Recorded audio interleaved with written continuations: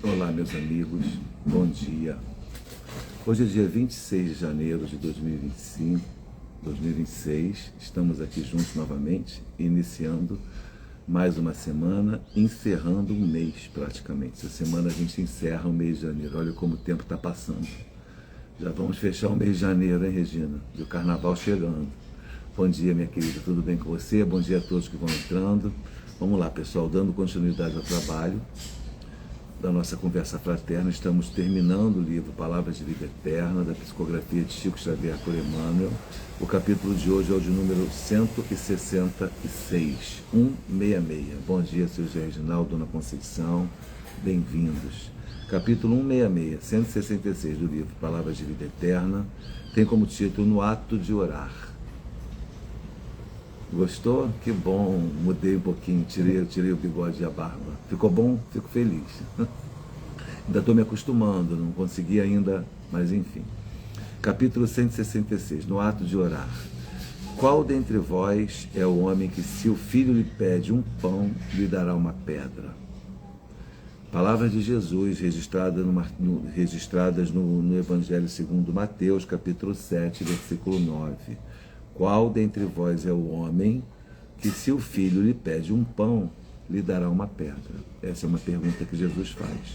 E a mensagem de Emmanuel: o Pai terrestre, conquanto às deficiências compreensíveis da condição humana, jamais oferece pedra ao filho que pede pão.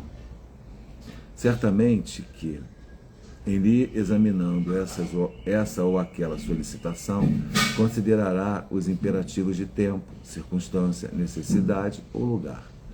Se o filho é ainda criança, não lhe entrega dinamite para brincar, porque o menino formule a rogativa ensopando-se de lágrimas. Se o filho jaz perturbado, não lhe confere a direção da família, pelo fato de recorrer-lhe petitórios comoventes. Se o filho por várias vezes deixou a casa em ruína por desperdício delituoso, não lhe restituirá de pronto o governo dos assuntos domésticos, só pelo motivo de se ver rodeado de súplicas. Se o filho permanece atrasado no progresso escolar, não lhe autoriza regalos prolongados, unicamente porque lhe ouça enternecedores requerimentos. Em hipótese alguma, aniquilará as esperanças dos descendentes, mas, no interesse deles próprios, lhe concederá isso ou aquilo, consultando-lhes a conveniência e a segurança, até que se ergam ao nível de madureza, responsabilidade, merecimento e habilitação, suscetíveis de lhes assegurar a liberdade de pedir o que desejam. Bom dia, Rosa. Isso acontece aos pais terrenos. Desse modo, se experimenta desconfiança e inquietação no ato de orar, simplesmente porque choras e sofres, lembra-te da compaixão e do discernimento que já presidem o lar humano e não descreais da perfeita e infinita misericórdia do Pai Celestial. Meus amigos, essa mensagem ela é interessante porque a gente fala muito sobre o tema. O que pedir a Deus? Para que nos dirigir a Deus? Qual o papel que Deus faz na nossa vida? Né? Porque a gente às vezes faz pedidos desarrazoados, faz requerimentos, tem desejos que, se nós fôssemos atendidos, lá na frente eles seriam um desastre na nossa vida. E aí muitas vezes, quando somos contrariados, no sentido de não recebermos aquilo que desejamos em razão da nossa relação com o Pai, pedi tanto a Deus, isso não me foi concedido, estou sendo castigado. Por que eu estou passando por tal situação? Estou sendo castigado. Tudo a gente acha que é um castigo, que é uma consequência do nosso próprio passado delituoso, a gente faz uma confusão nesse sentido. No ato de orar, qual é o papel que o cristão deve ter? O papel da confiança, primeiramente, da adoração do Pai, da confiança de que Ele seja superior, totalmente perfeito, né, eterno e que tudo o que Ele faz é adequado, é correto, é certo e é bom. Tudo o que Deus faz é bom. Tudo de mazela que acontece nas nossas vidas não é ato divino, é consequência do nosso passado. Então eu tenho aqui um exemplo para dar, como vários aqueles que foram dados por Emmanuel, eu vou dar mais um. Eu tenho um filho com 18 anos de idade, que eu desejava muito dar um carro para esse filho quando ele completasse 18 anos. Adoraria dar esse presente a ele, me sentiria muito feliz em fazê-lo, e ele quer muito esse carro. Só que esse filho, ele é um irresponsável no momento. Ele fez 18 anos, mas ele bebe, ele não tem maturidade para conduzir um veículo automotor. Eu tinha dito a ele que daria esse carro quando ele fizesse 18 anos. Ele esperava receber esse carro quando fizesse 18 anos. Entretanto, ele não tem maturidade para isso. Aí eu vou negar o carro e ele vai ficar frustrado. Ou então eu vou dar esse carro. E aí eu não consigo, digamos assim, eu não consigo negar esse presente, esse favor, esse desejo do meu filho. Eu entrego um carro zero na mão dele porque ele fez 8 anos e eu tinha prometido, e eu acho que ele, por mais que ele seja algo irresponsável da minha parte, mas desejo que não aconteça nada. 6 meses depois, esse filho bate com o carro no poste, num acidente automobilístico noturno, e desencarna. Se eu não tivesse dado esse carro para esse filho, talvez ele não desencarnasse. Mesmo que estivesse um planejamento reencarnatório dele, a desencarnação naquele momento não seria com uma ferramenta dada por mim. Então, quando eu neguei, se eu neguei aos 18 anos, porque eu entendi que aquele filho, naquele momento, não estava pronto, não estava maduro, não estava responsável o suficiente, não era seguro, eu fui um pai zeloso. Mas se eu deixar aquilo ocorrer, eu sou um pai irresponsável, eu também vou ter consequências do meu ato. E como Deus é perfeito, Ele não nos concede nada que seja para nos prejudicar. Então, se eu faço um pedido a Deus, eu vou à oração, no ato de orar eu tenho um desejo, eu faço um pedido, e esse pedido, e essa intenção, aquilo que eu desejo não vai ser útil para o meu progresso, com certeza o Pai, que é perfeito, não me concederá. Aí vem as palavras de Jesus no Evangelho de Mateus: dentre vós, qual dentre vós é o homem que, se o filho pede um pão, lhe dá uma pedra? O Pai vai dar aquilo que a gente precisa, Ele vai me conceder. Ele está do meu lado, só que coisas que possam me prejudicar, que eu não tenho a menor ideia, como filho rebelde e muitas vezes infantil que sou, Ele não vai conceder. Isso não significa que Ele não queira dar. Significa que Ele está me dando aquilo de que eu realmente necessito naquele momento para o meu adiantamento. Eu costumo dizer uma coisa importante. Aí a gente vai falar um pouquinho sobre eternidade. É muito legal a gente pensar o seguinte: imaginar o ser eterno, para nós ainda é muito difícil. O imortal é fácil. O que é um ser imortal? Qual é a característica do ser imortal? O ser imortal é aquele que nasce, que tem um momento de criação. Ele foi criado e ele torna-se imortal, nunca mais vai morrer. Somos nós. Fomos criados simples e ignorantes e conduzidos para a vida eterna, vamos viver eternamente agora. Mas somos imortais, porque não morreremos, mas tivemos um início. Deus não. Deus é eterno. Não tem início, não tem meio e não tem fim. Como entender a eternidade? Não dá. É muito abstrato para o nosso pensamento atual. Mas dá para a gente entender uma coisa que é importante para a gente compreender Deus. Tentar compreender um pouquinho de Deus, aliás. Deus, vamos fazer uma analogia. Vamos fazer aqui uma analogia. Um sentido figurado. Estamos numa montanha, temos uma montanha enorme e uma estrada na frente dessa montanha, que você consegue lá do topo da montanha ver o começo da estrada e ver o fim. A montanha, na posição dessa montanha, quem está é o Pai. E essa estrada é a minha vida. Todas as minhas existências, e a minha vida como um todo. O Pai me vê no começo, no momento em que eu sou criado, e já está me vendo lá no final.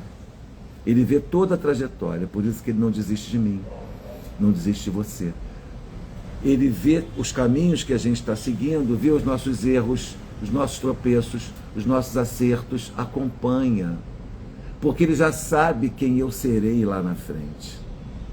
E eu não sei ainda quem eu serei, quando isso acontecerá, mas o Pai Celestial já sabe. Então ele não desiste de mim, porque ele sabe que um dia eu serei bom, um dia eu serei útil, um dia eu serei perfeito relativamente, porque ele está tendo essa visão lá do topo daquela montanha. E por isso ele não desiste de mim. E com essa compreensão também analógica que eu estou fazendo, a gente entende que o Pai sabe aquilo que é útil para mim e o que não é. Então ele vai me dar sim o pão, ele vai me dar o básico, o essencial, isso não vai me faltar nunca, mas os supérfluos, aquilo que possivelmente não me faça bem, ele não vai me conceder. E é por isso que Emmanuel fala aqui, um pai terrestre, conquanto as deficiências compreensíveis da condição humana, jamais oferece pedra ao filho. Certamente que, em lhe examinando essa ou aquela solicitação, considerará os imperativos do tempo, circunstância, necessidade, lugar. Se o filho é ainda criança, não lhe entrega dinamite para brincar, porque o menino formule a rogativa, ensopando-se de lágrimas. Ai, papai, eu quero uma dinamite. Você vai dar para o seu filho uma dinamite? Se o filho por várias vezes deixou a casa em ruína por desperdício delituoso, não lhe restituirá de pronto o governo dos assuntos domésticos, só pelo motivo de se ver rodeado de súplicas. Você entrega dinheiro, entrega recursos, entrega possibilidades e o filho torna tudo em ruínas, não consegue ter responsabilidade financeira, responsabilidade emocional para lidar com as coisas. Você vai continuar entregando na mão dele, percebendo que ele está desperdiçando por imaturidade. Se o filho permanece atrasado no progresso escolar, não lhe autorizará regalos prolongados, unicamente porque lhe ouça enternecedores de requerimento. Então, seu filho repete de ano e ganha um prêmio? Qual é o pai aqui ou a mãe aqui que premiou o filho por ter ficado reprovado? Uma condução equivocada da vida. Quem foi que premiou o filho quando ele cometeu um erro? Não é? Então o que você faz? Você nega. Negar é falta de amor? Negar é pedagógico. Naquele momento a sua negativa é educativa, é pedagógica, para que o filho entenda, inclusive, que ele não está recebendo aquele regalo naquele momento, porque ele não está fazendo por onde aquilo poderia ser ruim. E ele poderia estar recebendo aquele regalo se ele tivesse tido uma conduta diferente daquela que ele teve. E isso é pedagógico. Isso nos faz seguir nos trilhos, entrar nos trilhos novamente. E é o que o Pai Celestial faz conosco. Então, quando a gente está diante do Pai, porque o tema do nosso, o título do nosso capítulo de hoje, do Caminho e Verdade, esqueci até o nome, Palavras de Vida Eterna, 166, o título é No Ato de Orar. O que pedir a Deus? Como orar? Como me dirigir ao sagrado, ao divino, de maneira que eu compreenda essa relação e entenda tudo aquilo que eu estou alcançando e o que eu não estou alcançando. Porque o que eu não estou alcançando tem uma finalidade também pedagógica, educativa. Por que será que eu não consegui aquilo que eu tanto desejo? Aí eu vou em mim mesmo, faço a minha reforma íntima, faço a minha autoanálise e de repente eu percebo, como é que eu posso dar para o meu filho um carro se ele não for habilitado? E aí eu não dou. Aí eu desamei? Eu estou castigando? Não, meu filho, eu só não estou lhe dando porque você não é habilitado. Quando você estiver habilitado, quando você se habilitar, você terá o seu carro. Não tenha dúvida quanto a isso. Mas hoje, você não é habilitado. Muitas vezes a gente vê muitos pais dando carro antes do filho tirar a carteira de habilitação para incentivar. É um equívoco. Não é? Porque nós somos humanos, nós somos falhos. Agora, o Pai Celestial não é. Então não adianta pedir aquilo que não esteja no nosso contexto reencarnatório, na nossa promessa de vida eterna, de melhoria, de plenitude, no nosso processo evolutivo. Para que, olha, por exemplo, vamos dar um exemplo aqui agora, eu quero muito ter condições financeiras. Para que eu quero um avião? Hoje, nesse exato momento, eu não preciso de um avião. Se eu comprar um avião, se eu ganhar um avião, vai ser um transtorno na minha vida. Eu não sei onde colocar, não sei para que eu vou usar, eu não tenho condições de manter. Outra coisa importante, às vezes a gente pede ao pai, mas nem se toca. É que nem você vê assim, eu como advogado vejo muito acontecer, o cliente me liga desesperado, eu quero entrar com uma ação porque eu quero rever os juros do meu contrato do financiamento do veículo. Por quê? Porque está muito caro. Vamos lá, vamos ler o contrato, vamos conversar aqui. Você viu aqui as condições? Você viu os juros que iriam ser colocados? Mas eu não consigo nem fazer um seguro, porque o dinheiro não dá, porque a prestação está alta. Eu digo, pois é, você não se programou adequadamente. Porque quando a gente vai fazer um financiamento dessa natureza, a gente insere no nosso planejamento financeiro o IPVA, que todo ano eu vou ter que pagar, o seguro do carro, que todo ano eu vou ter que pagar, e a prestação, além da manutenção. Então, se você não se programou com essas 4 questões financeiras e contábeis, agora você está enforcado, quase que perdendo o seu veículo, você quer entrar com uma ação judicial para tentar reaver aquilo que você irresponsavelmente começou a fazer. Se você tivesse refletido maduramente, você teria percebido naquele momento que você não tinha condições de ter aquele veículo. E aí, por responsabilidade, você não compraria. Aí você está exercitando a humildade e várias outras coisas. Mas a vaidade, o orgulho, são ímpetos que nos compelem a atitudes desarrazoadas. Aí eu não pensei 2 vezes. Liberou o crédito, eu estou comprando. 6 meses depois eu estou com busca e apreensão. Aí, se naquele momento acontece alguma coisa que me impede de fazer aquele contrato, por uma questão de proteção espiritual, às vezes acontece, a espiritualidade é tão generosa conosco, que ela vê a gente caminhando numa direção que vai ser uma bancarrota, aí ela pede, consegue nos influenciar de modo que a gente não consiga chegar até ali e concluir aquele contrato. Eu não consegui, tá vendo, aconteceu isso, eu sou um desgraçado, eu estou sendo castigado, queria tanto aquele carro, mal sei eu, que aquele carro ia ser um problema, um transtorno na minha vida. Estou falando com vocês sobre exemplos materiais, porque a gente é muito materialista ainda. E não percebe que a gente muitas vezes deixa de receber uma bênção divina, que a bênção é justamente a negativa, digamos assim. A bênção divina, não é, João? A gente tem que refletir, tem que amadurecer, pessoal. A bênção muitas vezes é o não. Né? E a gente acha que, estou recebendo não estou programando, então o que eu queria planejar não aconteceu, então não. Então, no ato de orar, eu tenho que pedir a Deus saúde, eu tenho que pedir paciência, me ajudar a ter, porque a paciência também sou eu que vou conquistar, mas eu tenho que, Senhor, me ajude a ter paciência, me dê saúde, abra meus caminhos para que eu possa trabalhar, me fortaleça. Olha, o mais importante, Senhor, me fortaleça para os momentos difíceis. Me fortaleça para aquelas horas difíceis da vida em que eu vou precisar ter tantos valores para me manter em equilíbrio e não cometer outros erros aí.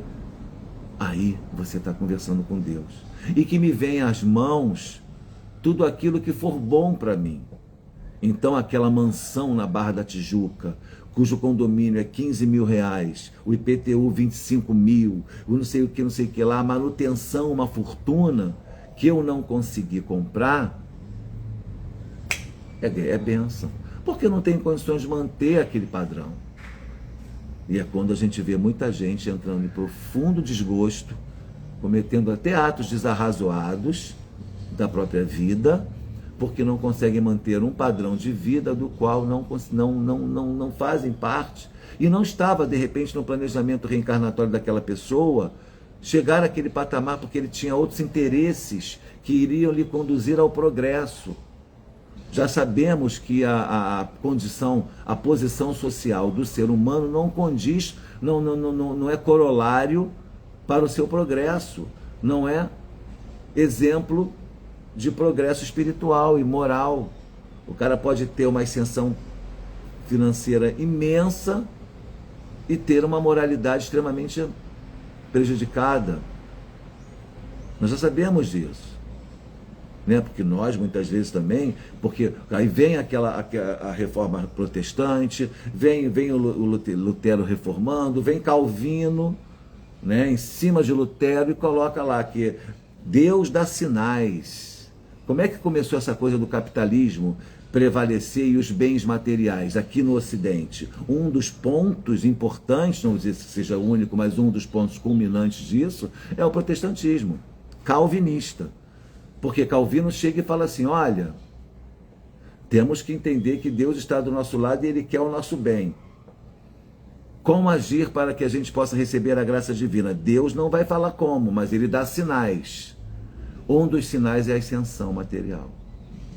Um dos sinais é o progresso material. Aí o cara acha que ele sendo próspero, Deus está abençoando a vida dele. Tem nada a ver com Deus. Tem nada a ver com Deus, progresso, prosperidade, tem a ver com o nosso conforto, tem a ver com o nosso progresso. Deus quer mais é que todos nós sejamos prósperos, porém, existem provas que nós precisamos passar. A prova da riqueza, a prova da pobreza, a prova de certas escassezes que acontecem na nossa vida, que são todos, como ordem, estão em ordem de provas na nossa vida para o nosso progresso, para o nosso adiantamento. Vamos passar por essas provas. Ninguém passa de ano na escola sem passar pelas provas, os exames.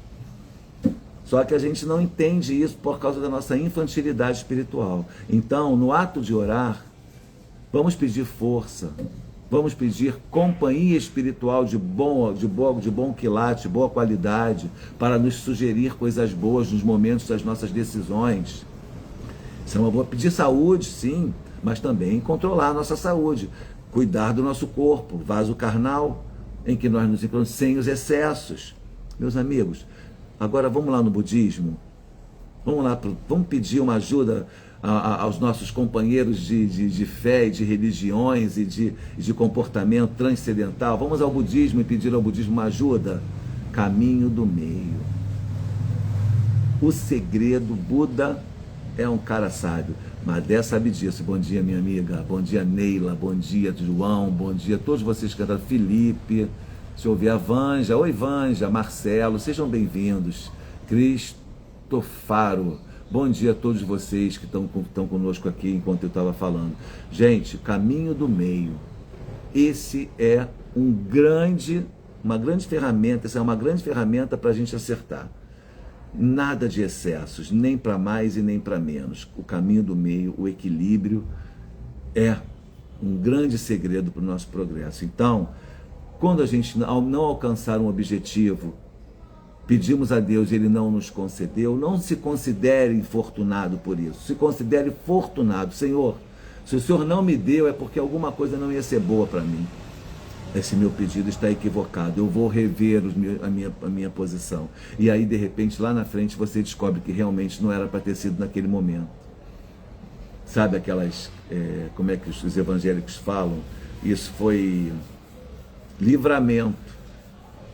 Aquela pessoa que entra na sua vida, que você se apaixona, de repente a pessoa some, aí você, meu Deus, estou sofrendo nada, livramento. Aquele bem, aquele emprego que você ia largar um para ir para outro, aí você não consegue aquele processo, meu Deus, por que eu não queria tanto ter melhor, ia ser tão bom. Livramento. Está arriscado você ir para o outro, em 6 meses você ser demitido. Sabe o que acontece, gente? A gente tem que pensar em viver o agora. Vamos viver um pouco mais o hoje. Nós estamos muito impregnados com o passado, por isso nostalgia e depressão, e muito preocupados com o futuro, o que gera ansiedade. E deixamos de viver o agora. Hoje é segunda-feira, 26 de janeiro de 2026. São 8 e alguma coisa que eu não consigo ver a hora aqui nesse telefone. Vamos viver hoje. Intensamente. Cada minuto, cada oportunidade. O que você vai fazer agora quando terminar essa conversa fraterna? Faça com prazer, faça com amor, faça com olhar. Curta. Usufrua dos momentos que Deus está te dando da vida. E lembre-se de uma coisa: o seu maior tesouro é o seu tempo. A melhor encarnação da sua vida é atual. Não foi uma passada, nem será uma futura. A melhor encarnação é a que eu estou vivendo agora. Por quê? porque é agora que eu estou tendo a oportunidade de fazer as mudanças, de fazer o progresso, de quitar meus débitos, de adquirir conhecimentos, saberes, sentimentos, emoções, buscar novas virtudes que eu ainda não alcancei, a paciência, a paz, a benevolência, a indulgência, a compaixão, o perdão. Será que eu já sou tudo isso? Será que eu já tenho tudo isso em mim? Então a melhor oportunidade de progresso é a atual. Pergunta para mim qual é a minha melhor encarnação. Qual que você acha? Eu não conheço as anteriores, porque tudo está no esquecimento. O véu do esquecimento me pegou e eu realmente não me preocupo com esse passado. Mas eu vou dizer para você, a minha melhor encarnação é esta, é a atual. Porque é com ela, é nela que eu posso fazer as mudanças da minha vida. Acertar e errar. Errei muito, mas se eu estou aqui eu posso ainda acertar. E não me arrependo de nada do que fiz. Só preciso entender que não posso fazer de novo.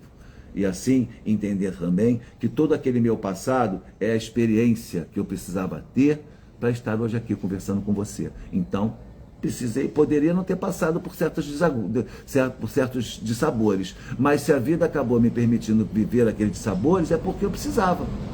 Então vou me rebelar contra Deus. O que eu vou pedir a Deus? Eu vou pedir a Deus sua companhia na minha vida, vou pedir a Deus força para que eu possa enfrentar as refregas da vida.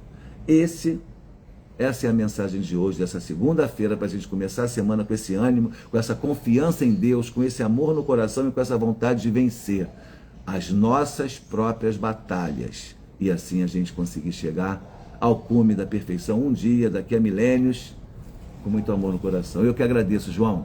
Muito obrigado pela presença, pela energia que vocês emanam nesse momento que a gente está aqui falando, esse exemplo, todos esses exemplos, toda essa reflexão é para mim também, muito para mim.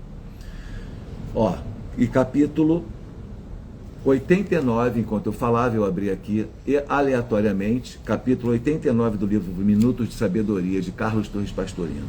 Não perca sua serenidade. A raiva faz mal à saúde, o rancor estraga o fígado, a mágoa envenena o coração. Domine suas reações emotivas, seja dono de si mesmo, não jogue lenha no fogo de seu aborrecimento, esqueça e passe adiante para não perder sua serenidade. Não perca sua calma, pense antes de falar e não ceda à sua impulsividade. Mensagem dada. Eu agradeço a presença de todos vocês, desejo a todos uma semana de muita paz, de muito amor, de muita batalha com vitória, de muita reflexão. Lembrem-se, o tempo é o seu maior tesouro, cara. Não desperdice o tempo, utilize o tempo com inteligência, com sabedoria. O tempo é o nosso grande tesouro. É com ele que eu posso ler um bom livro ou desperdiçar a oportunidade de aprender. É com ele que eu posso me reconciliar com o outro ou então perder essa oportunidade. Não perca tempo, não desperdice o tempo. Ele é precioso. Quero lembrar vocês que toda quinta-feira, amanhã, terça-feira, nós temos o Evangelho, às 5h30 da tarde, estudo do Evangelho na nossa casa, Rua Pedro Américo, 311, Catete, Rio de Janeiro. Venham estudar o Evangelho, são 30 minutos de Evangelho de 5h30 às 6 e 30 minutos de Livro dos Espíritos, de 6h30 às 7. E acaba, e você pode ir embora, depois de uma leitura, depois de um passe. Venha compartilhar conosco desses momentos. E quinta-feira, nós temos a nossa reunião pública, presencial também. Essa reunião pública acontece toda quinta-feira, às 19 horas. Essa semana nós vamos receber o Guilherme Furuzawa, ele vem de Vassouras para falar conosco. Venha participar. No final nós temos passe, nós temos o nosso bazar, nós temos cantina para você fazer um lanche. Venha passar um final de dia, um início de noite feliz conosco. 19 horas, reunião pública presencial, Rua Pedro Américo, número 311, Catete, Rio de Janeiro. Beijo no coração, um ótimo dia a todos, paz e bem.